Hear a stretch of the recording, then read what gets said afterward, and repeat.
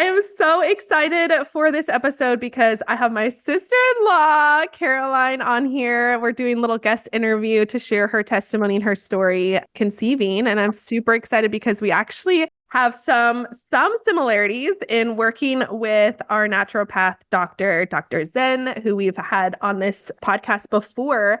And Caroline is actually the person who recommended us to her when we were starting to have some conversations with our family about what's going to happen around baby number 2. So I'm really excited that she's open to sharing her story and what God's done in their life and what God has done and taught her through her journey.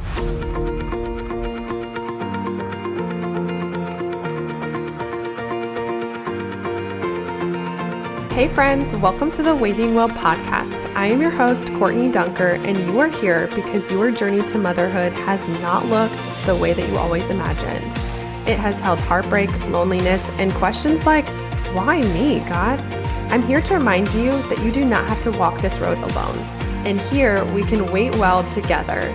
Each week, I will share faith-based encouragement from my own infertility journey, provide information from guest experts on navigating infertility and conceiving, powerful testimonies, and top tips on stewarding your health and emotional well-being through this demanding journey. So if you are ready to take back control of your life, find peace with God, joy in the in-between spaces, and thrive in your waiting season, then meet me at the well, girl. Grab that warm chocolate chip cookie, a little bit of unicorn juice or iced coffee. We've got some intentional growth to do. Let's get it. Before we dive into today's episode, I want to talk to you about natural deodorants. In episode 9 of the podcast, I had a guest speaker. She's a naturopathic doctor, and she was sharing tips on increasing fertility. And one of those things was really cleaning up the toxins in our environment. And I was sharing with her that actually over the last few years, I've been on a journey of doing that myself in my own home. And one of those things was deodorant that I switched. Like I went from using just the over-the-counter, like basic Target deodorant to switching up to a more natural deodorant. And so I came across this company called Wild. They are UK's #1 natural deodorant company that focuses on performance, sustainability, and style. They are on a mission to clean up the bathroom, and they want to free the bathroom from ugly single-use plastic bottles and unnecessary chemicals, which is perfectly in alignment with the tips that Samantha was sharing on episode 9. And so anyway, I really do believe that a lot of us being able to conceive naturally, my husband and I, after literally 0 positive pregnancies for 6 years, had to do with us switching and making these lifestyle changes. Now, I don't think it's everything. I do believe obviously in God's timing, but I think we, as stewards of our bodies, it's important that when we're educated on how toxins and chemicals and all these things can make an impact on your body, specifically what we put on our body and in our body, that we have a responsibility as the stewards of these physical bodies to take care of that. So I really do believe in that. And I know I've had people message me like, what do you recommend? What do you suggest? And so Wild would be a great deodorant to begin with and to start using.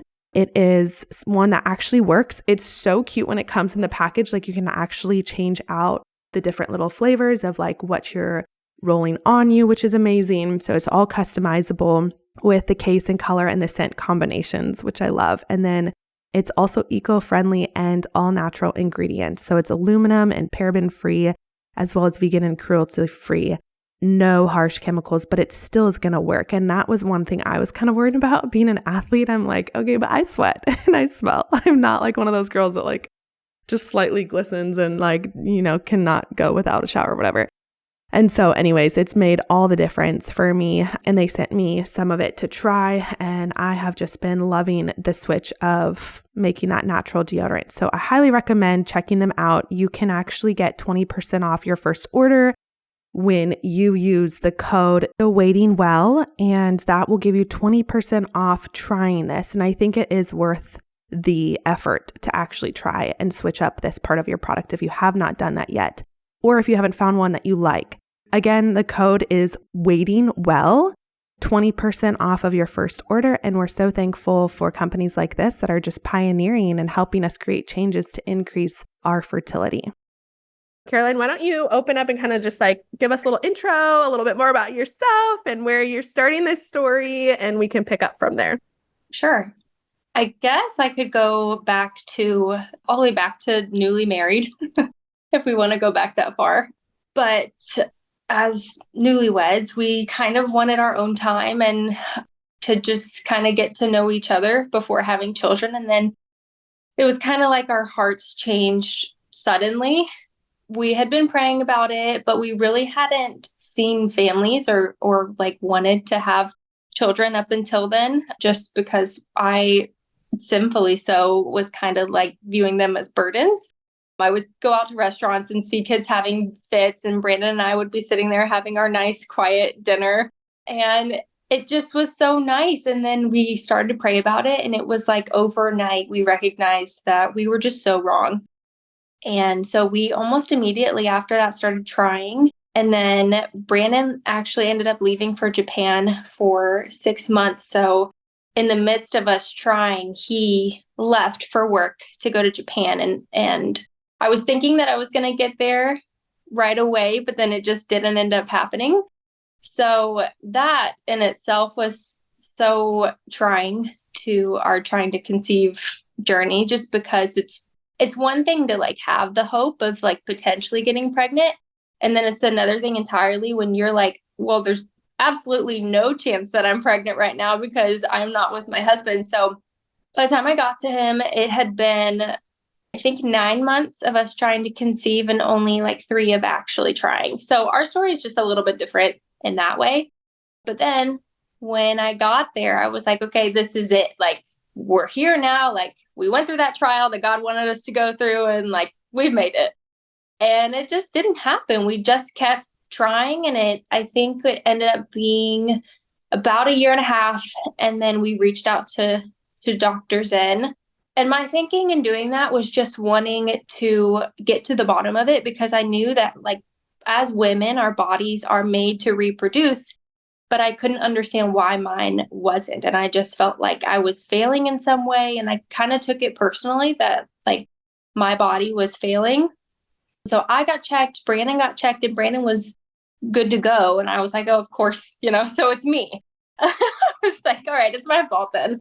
So we went to Dr. Zen, and I wanted to have like a thorough exam and her tell me like, this is what it is and this is what we can do about it. Just me and my personality. Like even when I clean my room, I don't just like wipe down the surfaces. I'm like pulling everything out of the drawers and like refolding, and it's perfect.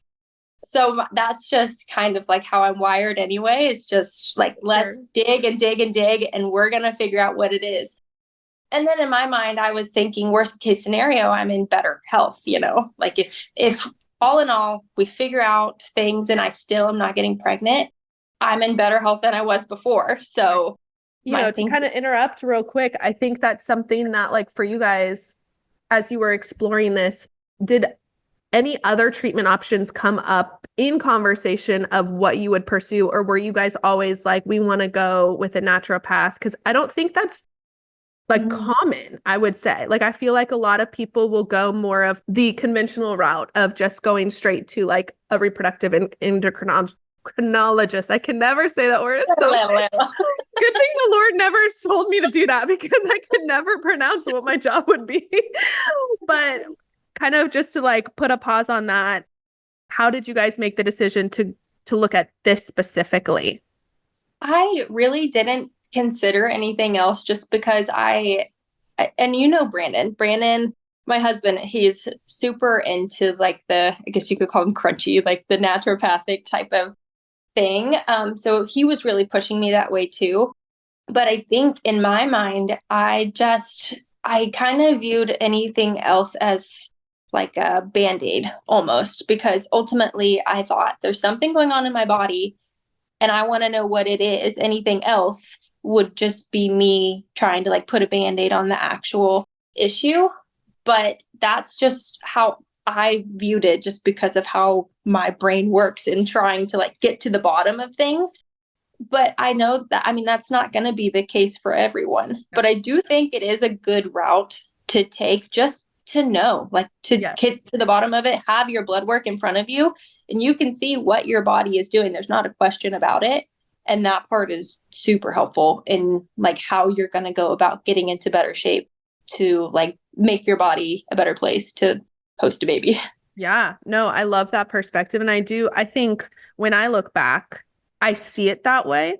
But at the time, I didn't know there were alternative options. And that's why I like doing these conversations and talking with people who have had different, that God has worked in different ways, because I do want to equip more women to know that you don't have to go straight to IUI. You don't have to go straight to IVF, because there are pieces of that journey that I don't know, that I battle a little bit with. And so it's like hearing some other options are so helpful. So, okay. So you made this decision. You're like, I'm going to get healthier either way.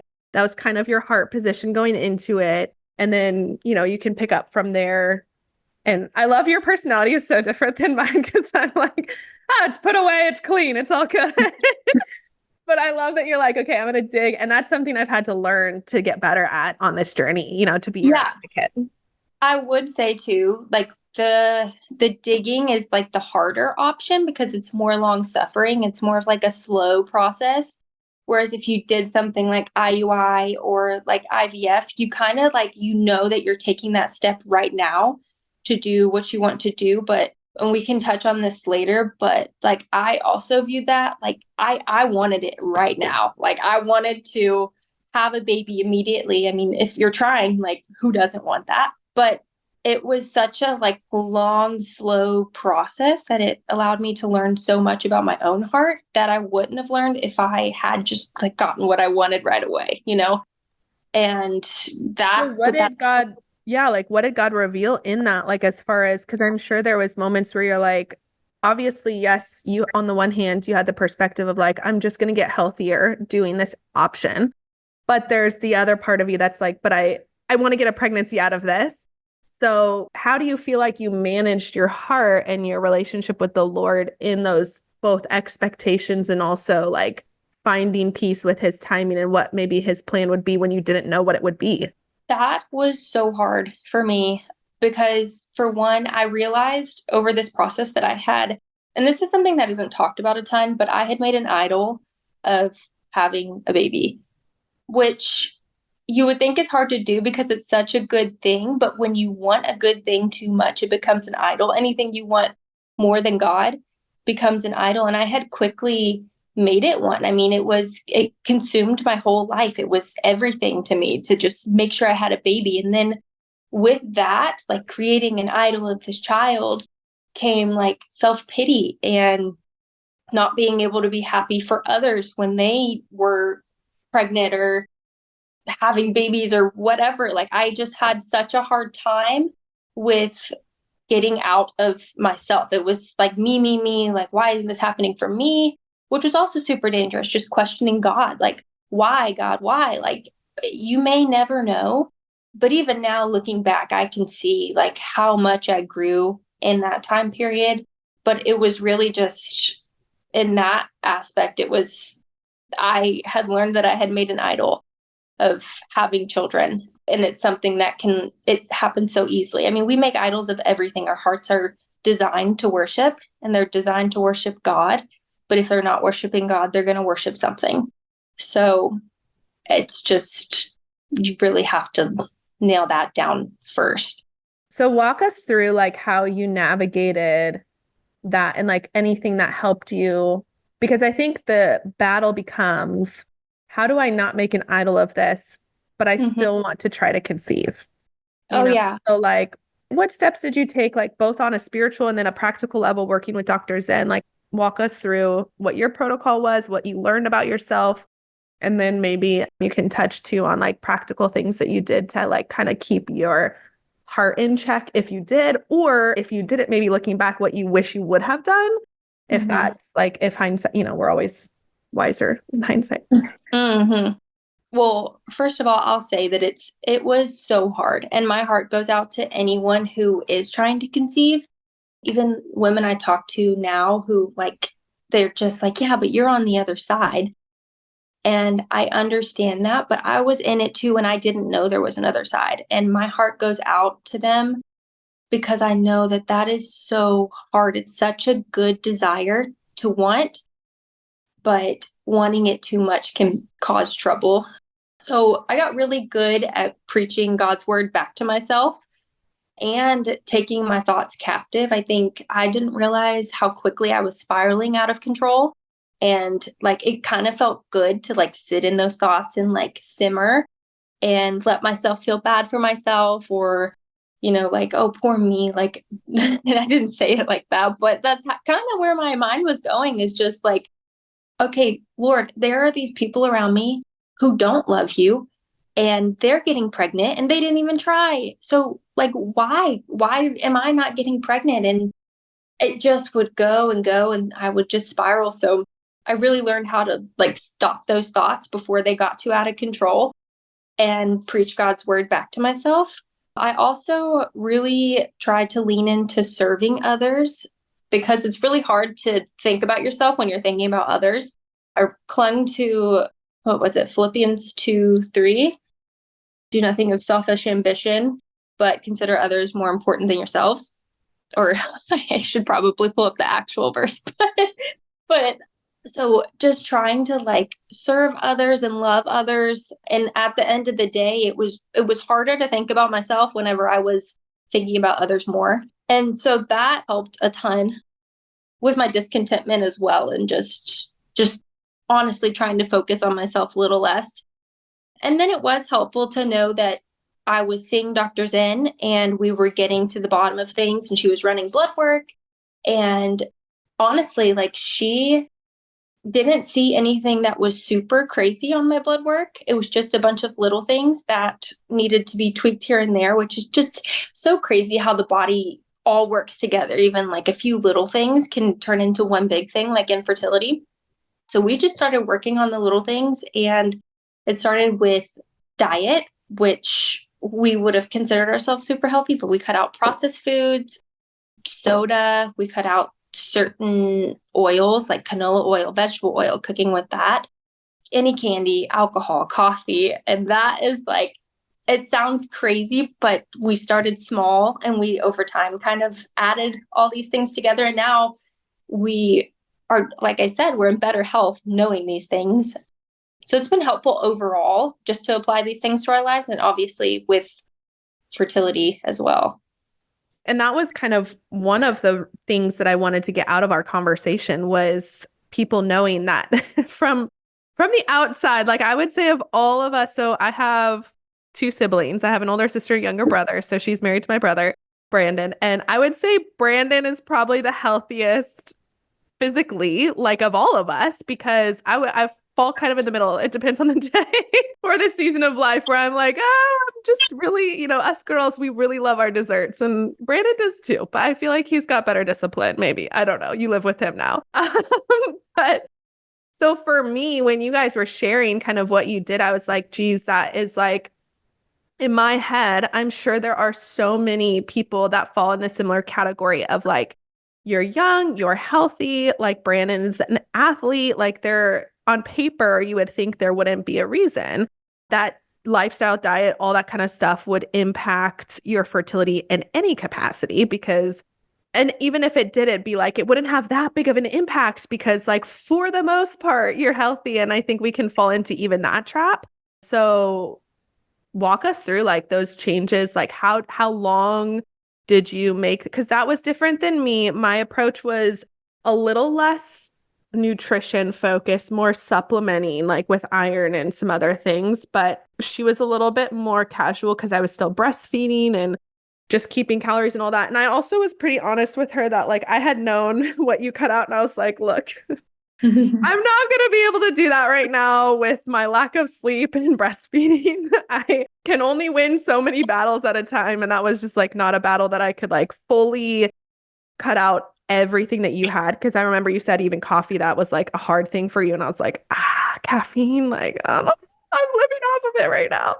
So yeah, walk us through like the combo of all those small things and how you think, or just in reflection, like how you think that led to, conceiving Georgia. I think you mentioned you did do like 21-day specific focus. Do you feel like that was a huge, did you actually conceive during that window Or do you feel like that kind of like, how did all the puzzle pieces fit together looking back? I will say it's 80-20. So I wasn't bought into it. I thought like it was very nitpicky and that all of these little changes wouldn't really affect my health as much. But it's hard to say that it didn't when you're doing before and after blood work, you know? So I had to buy into it to start with and really believe that these changes we were making were improving my health. But we did it slowly. So I did cut a couple of things cold turkey. I started with an elimination diet, which is eliminating anything that could be an inflammatory. So that was like a lot of stuff that I loved. It was dairy, eggs, gluten, pretty much just eating meat, fruits, and veggies. And that was it for a little bit, which doesn't sound bad, but then you're also including like coffee creamers or any sweeteners like honey, or like it gets really kind of like strict after a little bit. But it was after that month that we conceived with Georgia. So I don't know. It's hard to fight against it. But as far as like how to do it, I would say do it very slowly. Don't put a lot of pressure on yourself of like doing it all right away. As you run out of things, replace them with a healthier option. So like the dish detergent or whatever, whenever we would run out of it, we would just buy a healthier option. Or you think about it, like you're using this stuff to wash your dishes, which is going in your mouth. And then like your laundry detergent, you're washing your clothes with it, which you wear on your body, or like even your intimate, like the intimates that you wash with everything else, those are going up against very like important parts of your body. So whatever is on and in this detergent is going to be in close contact with you. So when I started to learn more and think about it that way, it just made a lot more sense of why I needed to change these things rather than being like, it's not that big of a deal. Like our parents did it and we're fine. But it's like, are we fine? We're kind of struggling with infertility. So maybe we should try to change some things. And it's not a hard change either. You can just do it over time. It doesn't have to be right away. So that was helpful. And now, after slowly replacing things over time, I would say our whole house is more like holistic. Like if Georgia went and drank something under the cabinet, she would be fine. Like we're not carrying bleach around here. So that's actually really like, that's been really helpful all in all. That's kind of how we did it. Yeah. And that's the lifestyle changes, I think, were when you're not like, and it's not to our parents' fault by any means. Like we have so many more resources than they had. Like they did not have Google, like I read something the other day that's like, I'm older than Google or something like that. And that said like what year you had to be born. And I was like, oh, wow, I think I fall into that category of like, I'm Yeah. actually older than Google. So Yeah. things like that we take for granted of like being able to educate ourselves. Our parents didn't have those resources. It was pretty much like, this is what we all use. This is what's bought at Costco or whatever. And so looking back, I'm like, it was hard to change things that I didn't know about. And the knowledge was the hard piece of like, so if I don't use this, then what do I use? Like, I have no one telling me what to use. So did you feel like you got any of that support with Dr. Zen, or was it kind of just like word of mouth with friends? Like, how did you guys try to implement that part of it? Yeah, and I totally agree with you. It's not fair how our parents and even if they had the information, they didn't have the stuff. Like you could be like mixing your white vinegar and lemon, but that's like pretty much all you could do. There wasn't any other thing out there for you to buy, or even like healthier diapers or whatever. Like there wasn't any of that. But Instagram even there's so many accounts out there now that recommend different brands on like detergents and stuff like that, like which ones are healthy, which ones are not. And they didn't have any of that. And that's how I learned half the stuff. That's awesome. That's so cool. Yeah, I feel like that makes such a big difference. And I've obviously, like, from relationships, like me asking you guys, like, I know when we've come to visit, I've paid attention to what you guys use and just things like that, where you can kind of start picking up pieces. But is there anything else that you want to share, like more along your journey, whether it's from like a tangible perspective or just like from a spiritual perspective, that you feel like you want to share with the audience and kind of share what God has done in your guys' life? Yes. So now we have Georgia. She's 1. She'll be 1 in February. And I think it would be helpful to share that even when you have what you want, even when you get that thing that you want, you're still going to struggle in the same areas. And when I used to have that thought, I used to think, yeah, but I'll struggle with a baby. Like, I'll struggle with the thing that I want. But with having her, it's been so much harder because now that I have her, I'm so scared to lose her. And so it's kind of the same thing of like, okay, God, like I still don't have control. Like I wanted that control of like when I was going to have a baby and how I was going to have a baby. And now that I have a baby, she's still not mine. She's still yours. And that never goes away. Like when you have a baby, you are obviously going to care for your child and want what's best for her. And I wouldn't consider myself like an overbearing mother either. Like I'm pretty chill about most things. And I still just struggle so much with something happening to her. But there's this Elizabeth Elliot quote that have a picture of in my phone, and I just save it to my screensaver every now and then.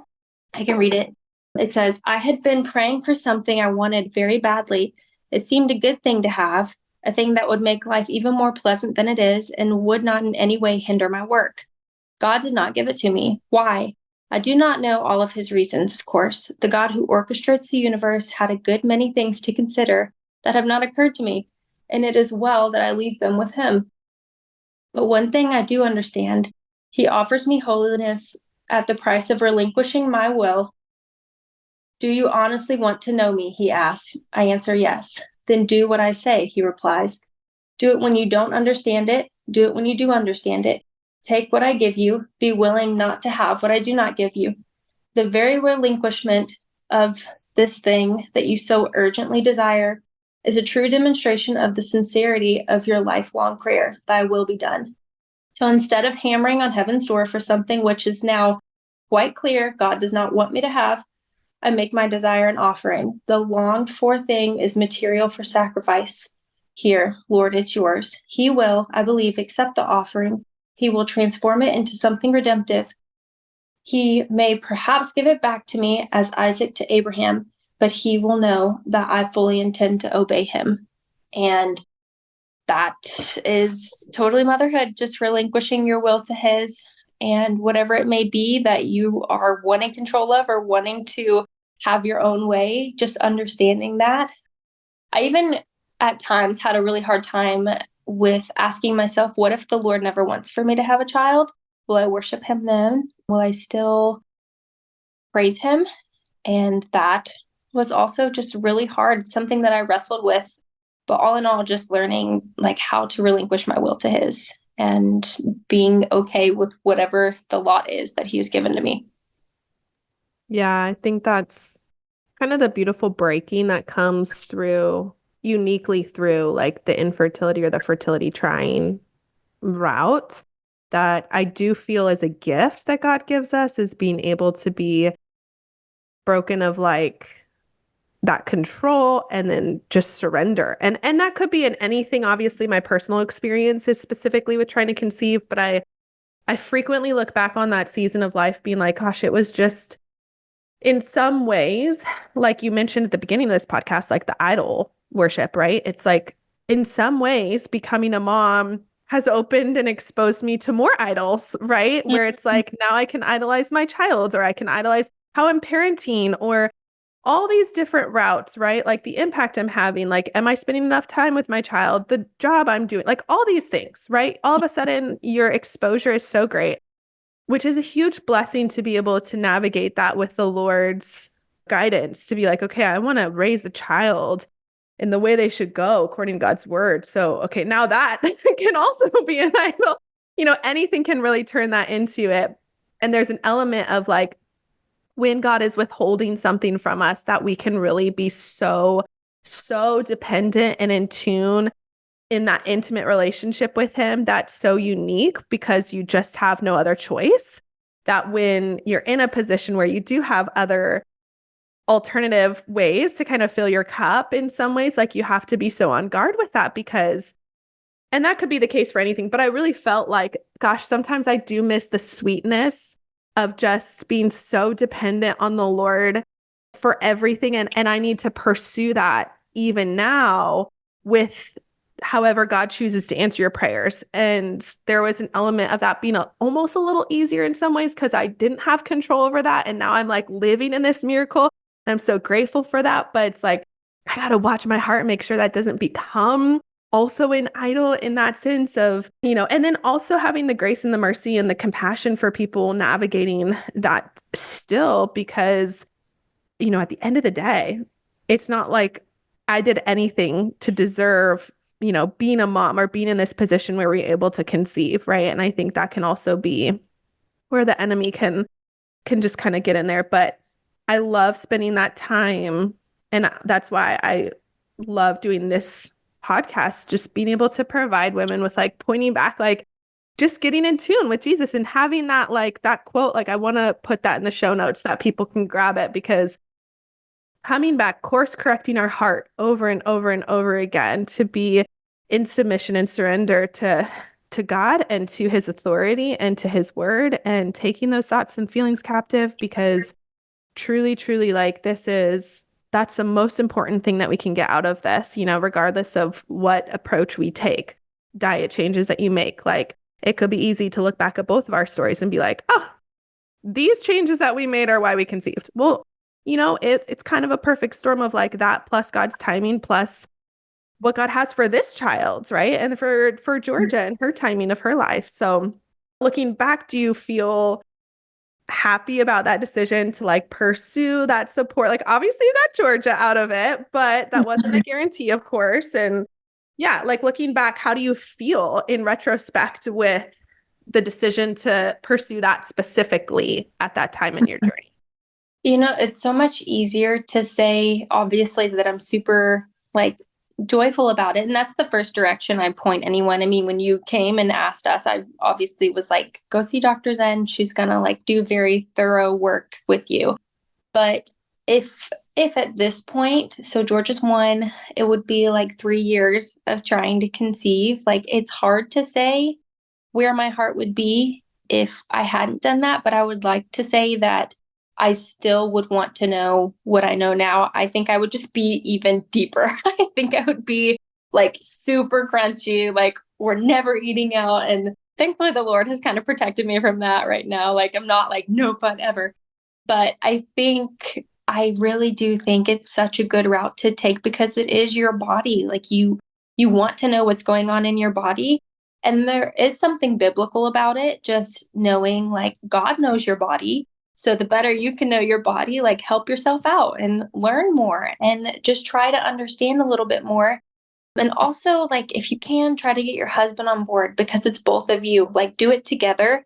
Try to gather some friends, do it with them. But it's once you start, it's a little daunting, but it's actually not as hard. You can find so many good options, especially now. I feel like every week I'm seeing new, like, health sodas. Like, there's like Poppy and Olipop and like Papa and Pinky. Like, I don't know. There's so many out there, but there's like 5 healthy sodas and they're all pretty good. Well, I do like Poppy best, but that's besides the point. There's a lot of options and a lot of ways to do it. And I would definitely start there. If I could do it again, I would go that route 100% again. Yeah, I love that. That's so amazing. Thank you for sharing. Thank you so much for your time and sharing your testimony. And I'm going to grab that quote from you and the verses that you shared earlier. I'll put those in the show notes as well. And just appreciate you sharing a little bit more about that. I think it's just a great different perspective that like small things can add up over time. Like, will we ever 100% know exactly why we both conceived when we did under the protocols that we did? No, it won't be like black and white, but we'll be able to look back and be like, we pursued change. And as a result, the Lord had that timing perfectly met for us with our daughters. And so I feel like that's like the powerful takeaway is like, don't overlook the small things from your story, because that can be make a huge difference. You guys were already healthy before, and these small changes added up over time. And now like your family is blessed because of that, right? Like Georgia gets to grow up learning things differently than we did. And that is a huge legacy that you get to like leave on as well. So kind of all starts there. But thank you for taking the time to share. And any final thoughts you want to share? No, I think we've pretty much nailed it all, but I just want to encourage women to just not to get outside of yourself. And if you're feeling like it's so hard to look at other people's lives, because I've been there. We were in a Bible study group and everyone was moms except for me. And it seemed like every conversation was about being a mom or something about their children. And I just encourage you, like, don't be upset with those people. Don't give up on those people. Like, they have good intentions and you can include yourself in those conversations. Like, be interested, like ask them and try to invest in those conversations rather than sitting back and being quiet and trying to just like not saying anything because you're going inward. Be of service. Like, go hang out with their kids, go on a date with them, go get coffee and like just be other kids' mom. Like, just be there and show up. It took me way too long to learn that. So I would definitely, that would be like my closing note is like, continue to serve, continue to sacrifice your time and your efforts and be there for others when you can. Wow. Yeah, that's super powerful. And I think a word that a lot of us need to hear in that season, because it goes back to that self-pity note that you mentioned. Like, we can I was so good at easily, yeah, we can fall into that, right? And that's a word that I think all of us need to hear, because now being on the other side, like, you're not trying to isolate people from who are not yet moms, right? But there's an element of being a mom where it's kind of all consuming in many ways. So you're just trying to figure it out because you're new to it, you know? So that's a beautiful encouragement. As a mom, don't you think, like, if a woman was, you don't know that she's trying to conceive necessarily, but if she came up and wanted to hang out with you and your kids, you're not going to exclude her just because she's not a mom. And you're actually probably going to seek her out a little bit more because she's going to be way more helpful than anyone else who has kids running around. So there is a lot to learn from moms who are in a position where you want to be, obviously. So just take advantage of that and try your best. It's so hard because it's such a hard thing to not have any control over, but try to love others well and practice loving others well in this season. And it really is an opportunity, because once you do have children, if Lord willing, then you're going to lose that time. And you're going to like really reap the benefit of those friendships of people who have gone before you. Like, the most valuable resource I've had have been women who were already moms before me, because they're teaching me so much that I need to learn, that I need, you know. So if you isolate yourself from people becoming moms, you're missing that. Like, they are the best community to have once you step into motherhood, because they've been there, they're walking those trenches. But definitely, like just what you're saying, like, encourage that, being proactive with those relationships, because I think when you're on the other side and you're in motherhood, it's easy to miss things, or just like, I'm personally more of an introvert. So like, I don't go out of my way to like, really, I need to work on that. But that's something that like, I struggle to initiate social things, because sometimes I'm just like, I just want to sleep, you know, but I'm also pregnant. So that's part of it. But there's an element of that where I'm like, if someone's showing initiative, I'm like, yeah, let's do that, because I get excited about that. That's something I struggle to do.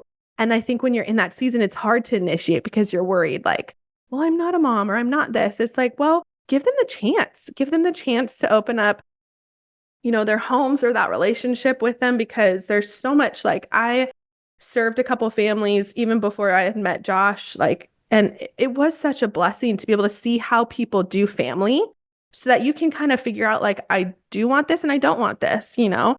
All of those are you know, we could go on and on about that conversation, but truly such a good encouragement to leave people with that perspective, because there's so much to be gathered there. Like, we truly need each other as women of all walks of life.